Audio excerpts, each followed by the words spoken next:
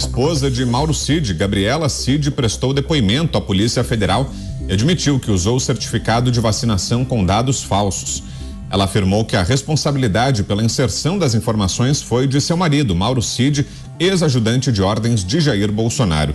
Teriam sido beneficiados, além dela e do próprio Mauro Cid, suas 3 filhas, o ex-presidente Jair Bolsonaro e sua filha mais nova, Laura, além de outros assessores. Na quinta-feira, Mauro Cid ficou em silêncio durante o depoimento à Polícia Federal. Ele chegou às 2h20 e deixou o local por volta das 15 horas. Vamos a Brasília, então. Cláudio Dantas, quais são os próximos passos desse caso? Qual foi a importância desse depoimento de hoje? Em que é que isso muda essa investigação em curso na Polícia Federal? Boa noite para você, Dantas. Boa noite, Brown. Boa noite, Zé Maria. Boa noite, Pavinato, Mota e a nossa audiência sempre aqui presente nesta sexta-feira. Olha, esta oitiva feita com a mulher do Cid, do Mauro Cid, ela é complementar à do próprio Cid. O Cid ficou em silêncio. Ainda não há informações sobre exatamente o que ela disse à Polícia Federal. Naturalmente, ela está sofrendo as consequências da prisão do marido e de toda essa investigação e está aí num caráter também de investigada, o que coloca ela numa posição que, olha, não pode, se ela falar coisas que podem comprometê-la, que possam gerar provas aí contra ela mesma, ela deve permanecer em silêncio. Então nós temos que aguardar, é cedo para saber. A gente já viu muita especulação, já até o Janones soltando fake news nas redes, muita especulação sobre delação do Cid, ou sobre um possível acordo de não persecução penal, mas como eu disse ontem, ainda os próprios investigados não tiveram acesso aos relatórios de perícia, não tiveram acesso aos demais itens da investigação, o que compromete qualquer tipo de depoimento, qualquer posição que seja expressada. A gente tentou o contato aqui com o advogado durante a tarde, ele ainda não nos respondeu, mas assim que tivermos um posicionamento, poderemos comentar com mais detalhes esse depoimento. Se ela de fato contou alguma coisa ou se ela permaneceu em silêncio.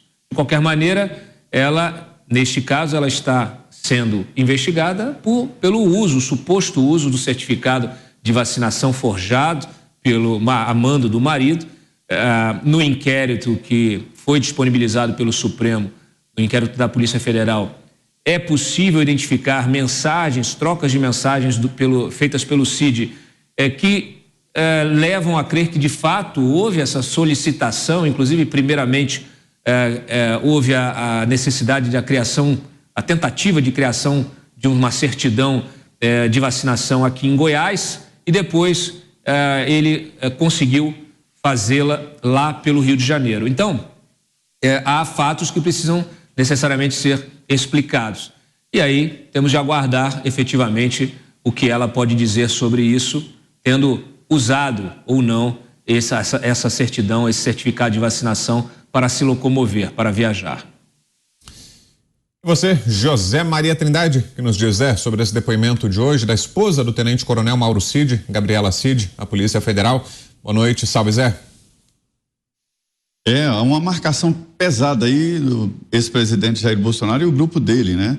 Muito boa noite, meu caro Vitor. Boa noite, Dantas, boa noite, Mota, boa noite, Pavinato, e boa noite a você, que sempre nos acompanha aqui nos Pingos nos Is. Olha, esse processo contra o grupo próximo ali ao ex-presidente Jair Bolsonaro faz parte de um cerco. Houve vários cercos. O cerco jurídico, né, que é um cerco na tentativa de criminalizar as atitudes do ex-presidente Jair Bolsonaro e sua equipe. Há um cerco de opinião pública, né, sobre o que aconteceu no governo passado, tentando refazer o passado e projetar o futuro diferente. E é um cerco total até em opiniões que ligam o ex-presidente Jair Bolsonaro ao seu governo. Nesse caso do Cid, o Cid era uma figura muito importante. O coronel Cid, que ficava ao lado do ex-presidente durante todo o tempo. E não eram raras as vezes em que o ex-presidente, o então presidente da República, ligava de madrugada para ele. E sabendo disso, né, integrantes do grupo de oposição e com decisões judiciais, eles abriram o sigilo telefônico do Coronel Cid, o que, na verdade, por tabela, abriram o sigilo do presidente da República em pleno exercício da função.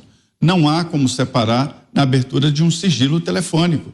E lá, nessas conversas, o Coronel Cid conversava a todo momento com o ex-presidente Jair Bolsonaro, e era ele que tomava as providências imediatas ali no entorno do ex-presidente.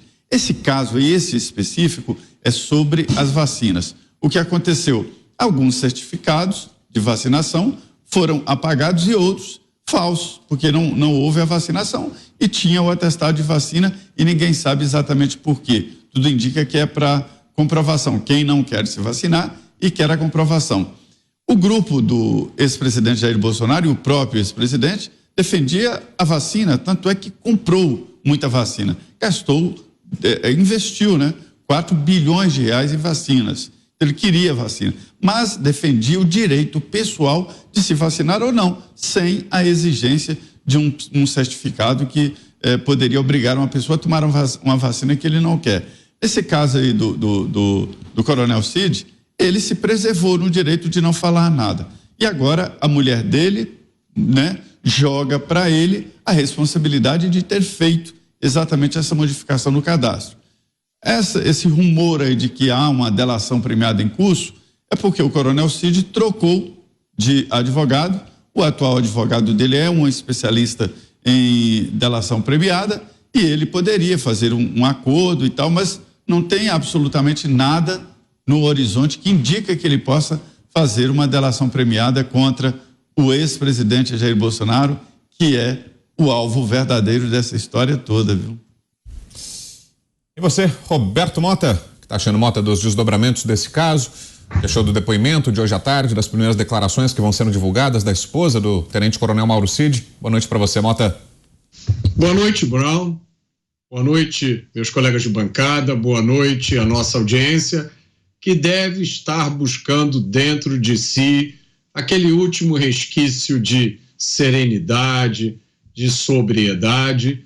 E eu queria que vocês dividissem comigo no comentário dessa notícia, porque nós, eu e vocês, vivemos em um país assolado por problemas gravíssimos, que está conduzindo uma investigação sobre mudança de registro de vacinas em algumas pessoas. Muita gente pode ter esquecido, mas esse é o país do mensalão e do petrolão, 2 dos maiores escândalos de corrupção do mundo. Esse é o país, e eu agradeço ao Pavinato por ter lembrado disso outro dia, onde vivia o menino Paulo Veronese Pavese, de 10 anos, que foi assassinado em um hospital para que seus órgãos fossem enviados para um esquema de tráfico ilegal de órgãos para transplantes. Levou 23 anos para a justiça brasileira prender o assassino. Esse é o país onde meu amigo Henrique foi assaltado a 2 quadras daqui, de onde eu falo com vocês agora, um sábado às 14 horas, às 2 horas da tarde. Ele estava com a família, 4 crianças dentro do carro, e o carro foi fechado por 4 bandidos armados com pistolas e granadas, que levaram o carro e o celular do meu amigo, que deu sorte por ter escapado com vida, mas o sistema de justiça criminal deste país está investigando a alteração de dados de vacinação de algumas pessoas, que não resultaram em desvio de dinheiro, que não resultaram em nenhum esquema de corrupção, que não resultaram em compra de votos, que não tinham qualquer envolvimento com tráfico de drogas. Foi apenas a mudança de um registro eletrônico com a informação de vacinação de algumas pessoas. A pergunta que você pode fazer, você telespectador, e é legítimo que você faça: qual é a importância desse assunto? Para ajudar você a responder, eu sugiro que você observe na mídia e nas redes sociais as pessoas que estão, a estatura das pessoas que estão mais interessadas e celebrando essa investigação. Só análise agora, Tiago Pavinato. Boa noite, Pavi. Boa noite, Brown. Boa noite, Mota, Dantas e Trindade. Eu quero pegar carona no argumento do Mota, porque de fato nós estamos falando de um crime: falsificação de documento, utilização de documento falso, inserção de informação falsa em sistema de informação, associação criminosa. Mas de fato é um crime que não matou ninguém. É um crime que não lesou o patrimônio de ninguém. É um crime que não expôs ninguém ao risco de vida. Enquanto isso, de todos os homicídios que são notificados à polícia brasileira, não são poucos, nós temos que 70% dos casos de assassinato não são resolvidos pela polícia. De todos os casos de estupro que são relatados à polícia brasileira, e esses relatos são subnotificados porque muitas das vítimas são vítimas de familiares, muitas vezes o próprio pai, o avô, o padrasto não tem para onde ir depois de fazer uma acusação dessa. Mesmo subnotificados, os casos de estupro no Brasil, e as maiores vítimas de estupro no Brasil são meninas, não são mulheres. Meninas, crianças. De todos esses casos subnotificados, apenas 1% deles leva o estuprador à cadeia. O Brasil tem um problema endêmico de tráfico de drogas. Regiões inteiras, na cidade e no estado do Rio de Janeiro, são dominadas pelo narcotráfico.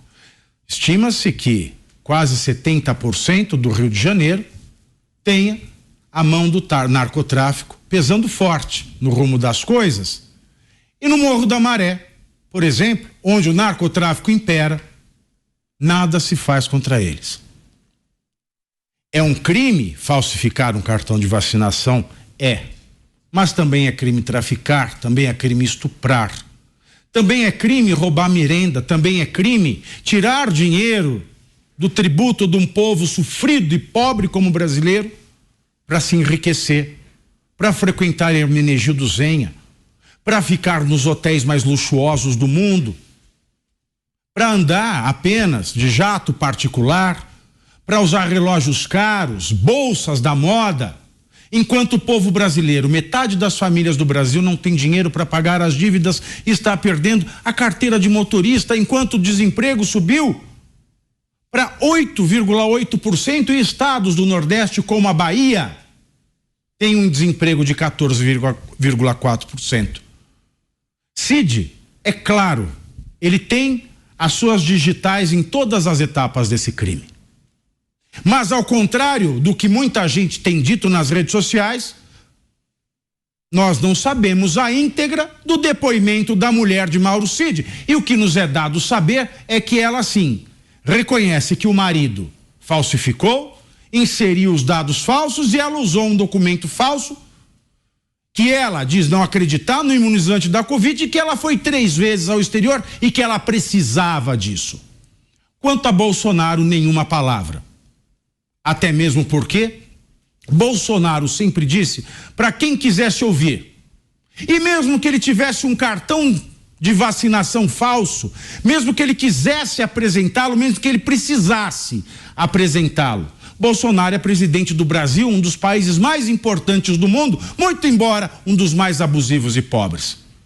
Qualquer alfândega saberia dizer, mas o senhor não é aquele presidente que não tomou vacina? A mulher de Mauro Cid disse o que as investigações já revelaram.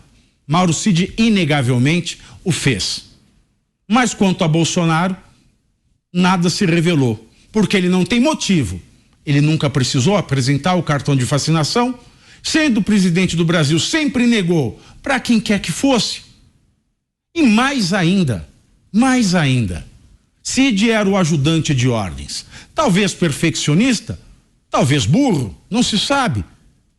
Ele tenha imaginado, vou fazer um certificado para o chefe, porque vai que precisa na entrada dos Estados Unidos. E com isso se gerou todo este conflito num momento como esse de caça às bruxas, em especial da grande liderança da direita brasileira, goste-se ou não goste-se do estilo de Bolsonaro. Portanto, não se pode extrair nada, a não ser o fato de que todo mundo já notou, pelo pedido da Polícia Federal, Cid tem todas as digitais no caso. Vamos em